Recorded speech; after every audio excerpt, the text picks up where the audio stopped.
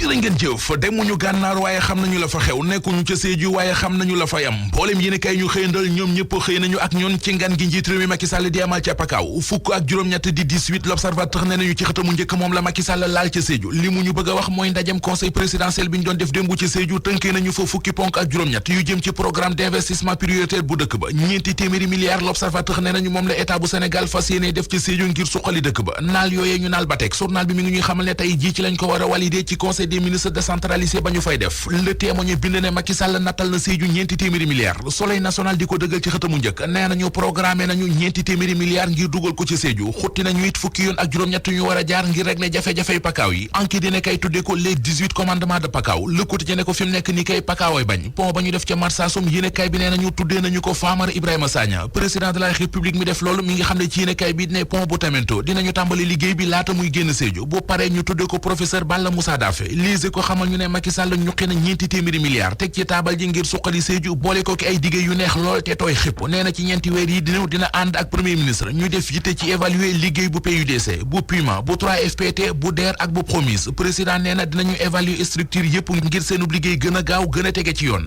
wi njiit réew mi jël ca Casamance réew mi quotidien li mu ci gis mooy Macky Sall mu nga yóotu yëfi Sonko bastion naturel bu Ousmane Sonko di Casamance moom la Macky Sall di yoonal di seet nu mu ca tegee loxo président de la République Macky Sall ci xët mu njëkk laas yéenekaay bi nañu annoncé na démb ñeenti téeméeri milliards yu état bi war a dugal ci développement bu Sédhiou ci diggante ren ji ak 2025 ministre des finances ak budget di Mamadou Moustapha Ba dolli ci ne ci diggante 2013 ba 2022 gouvernement bu Sénégal dugal na ci Sédhiou lu ëpp ñaari téeméeri milliards direct news nañu lu nekk mënees na koo jooy ci Sédhiou ba mu des taxawaayu état bi ci wàllu social bi bilan social bi ca Pakaaw direct news nee nañu gonga rek lay dégg ñu dégg ci xët mu njëkk La Tribune gis-gisu Bougane Gueye Dany njiital gëm sa bopp am ci tournée économique yi président Macky Sall di def ci biir réew mi Bougane Gueye Dany nee na Macky Sall li mu bëgg moo di tuur lëndam partenaire extérieurs yi moo tax muy wër réew mi ne day def ay tournée économique bëgg woon partenaires yi ne waa Sénégal yi nga koy bëgg ba léegi te loolu amul ñi ko bëgg dëgg moom président Macky Sall di ndaw yi COJER yi le mandat mi ngi ñuy wax ne caaxaane wuñu ko Moussa Sow ak i gaayam di waa COJER yéenekaay bi mi ngi ñuy xamal ne xeexal président Macky Sall ak défendre président Macky Sall jaral na leen lu nekk ku ko songu ñu taxaw fu mu dem ñu dem fa taxaw ca wetam muy ca conseil des ministres décentralisé ba woon ca Kees ba ci conseil des ministres décentralisé bi am jamono ji ca Sédhiou ñoo ngi xàllal bu baax a baax kii di président Macky Sall yoon wi ngir 2024 kenn ci candidat yi yëglu ngir 2024 di Déthié Fall l'Observateur xëy na ko boole ko xëy di jàngat candidature am ambition la wala prétention maanaam yéene ju yaatu la wala ndax guusu ngam la l'Observateur mi ngi ci ba di ñu jàngatal it lan moo mën a doon ay atome ak ay limitam moom Déthié Fall àndandoom ba woon di Idrissa Seck moo nekk ci xët mu njëkk Source A yéenekaay bi moo ànd ak analyste politique ñuy jàngat li mën a doon sens yi Idrissa Seck ci élection présidentielle yu 2024 yi kenn ca ñoom di Serigne Saliou Gueye di wax ci yéenekaay bi ne dina jafe lool ci Idrissa Seck 2024 mu dégg son excellence monsieur le président de la République ndax kees ga mu dëkk sax amatu fa base